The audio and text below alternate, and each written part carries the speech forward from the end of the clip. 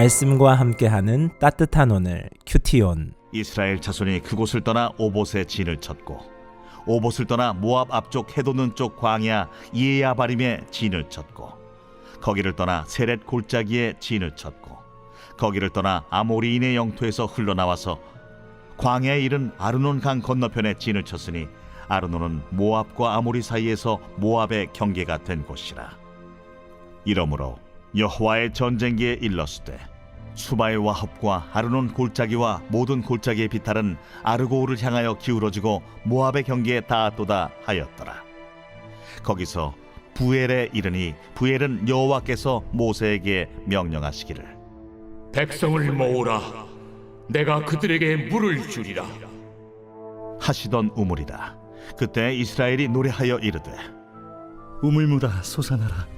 너희는 그것을 노래하라. 이 우물은 지휘관들이 팠고 백성의 귀인들이 규와 지팡이로 판 것이로다. 그들은 광야에서 mat다나에 이르렀고 mat다나에서 나할리엘에 이르렀고 나할리엘에서 바못에 이르렀고 바못에서 모압들에 있는 골짜기에 이르러 광야가 내려다 보이는 비스가 산 꼭대기에 이르렀더라. 할렐루야. 말씀과 함께하는 따뜻한 오늘 큐티온 2025년 5월 10일 토요일입니다. 우리 함께 기도로 시작하겠습니다. 사랑의 하나님, 감사드립니다. 일주일의 마지막을 또 보냅니다. 말씀과 함께하는 그 발걸음 되도록 함께하여 주시옵소서. 감사드리며 이 모든 말씀 우리 주 예수 그리스도 이름으로 기도드립니다.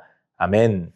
오늘 본문은 이스라엘 백성의 광야 여정을 계속해서 나아가는 가운데 하나님의 인도하심을 따라 지나온 여러 장소들이 10절에서 20절까지 이어지는 장면입니다. 오봇이라는 곳에서 시작하여서 아르논을 지나 부엘 그리고 비스가 꼭대기에 이르기까지 그 여정들이 쭉 기록됩니다. 특별한 사건, 특별한 사고가 있지 않고 하나님의 신실한 인도하심이 드러나는 그것들을 쭉 살펴보는 모습들의 모습이라고 볼 수 있는데요. 우리 그 가운데서 어떤 지점을 묵상할 수 있을지 살펴보도록 하겠습니다.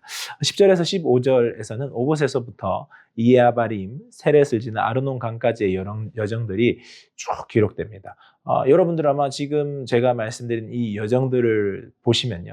특별히 기억나는, 여러분이 이전에 알고 있지 않았던 장소일 것입니다. 왜냐하면 특별한 사건이 없기 때문이죠. 특별한 사건이 없이 이름만 언급됩니다.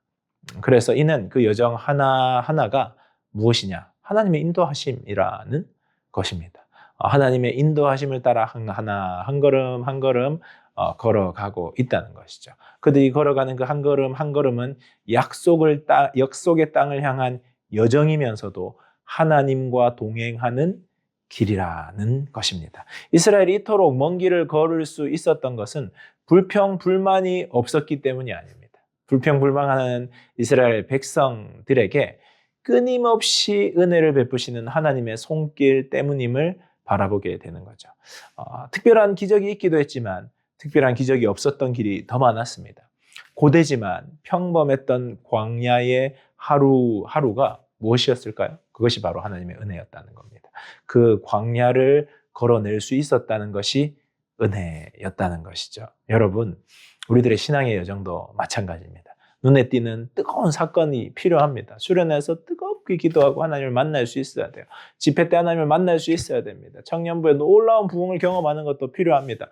여러분 삶 가운데서 놀라운 주님의 손길을 경험하기를 축복합니다. 그런데요, 마치 그것이 없는 것 같은 그 길에서도 하나님은 우리를 인도하고 계시고 우리와 동행하고 계시다는 겁니다. 내 삶이 걸어온 그 여정이 바로 은혜의 흔적이요, 하나님 우리와 동행하신 길임을 기억할 수 있어야 하겠습니다.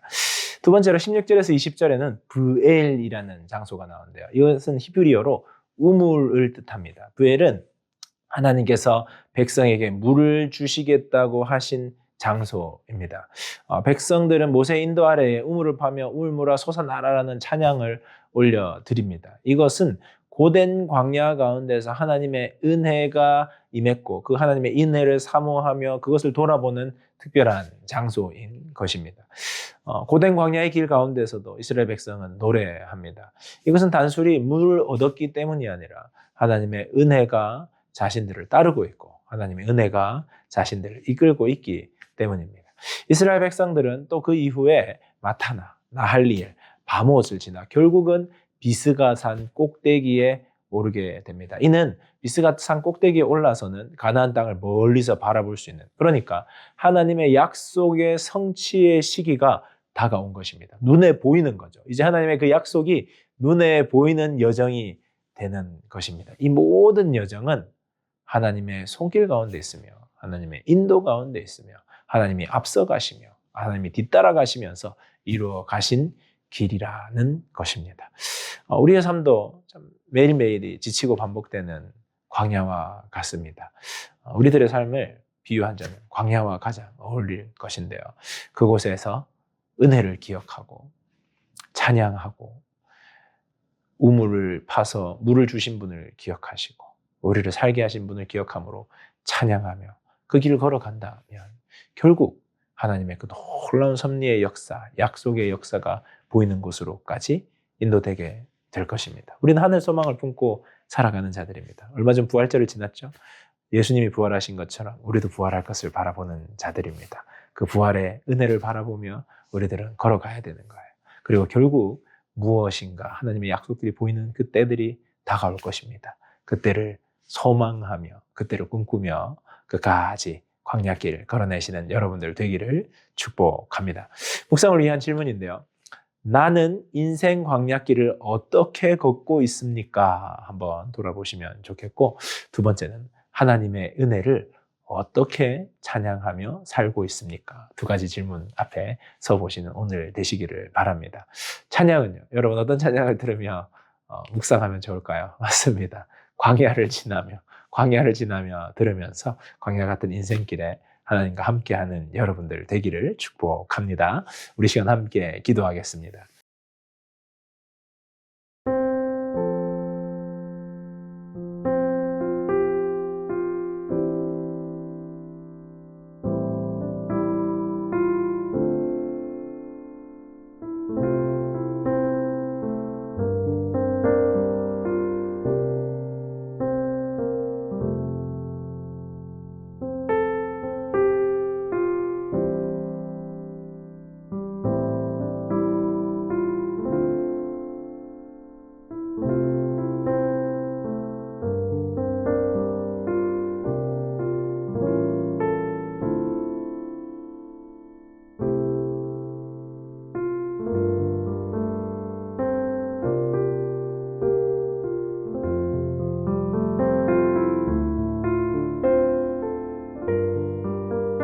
사랑의 하나님, 아무것도 보이지 않는 것 같고 특별하지 않은 날들 속에서도 우리와 함께 하시고 인도하시고 이끌어주시니 감사드립니다. 그때그때 주님과 함께 끝까지 버티며 건디며 걸어내는 저희들 되도록 함께하여 주시옵소서. 오늘 이 하루도 더욱 굳건히 붙잡아 주실 것을 믿으며 이 모든 말씀 우리 주 예수 그리스도 이름으로 기도드립니다.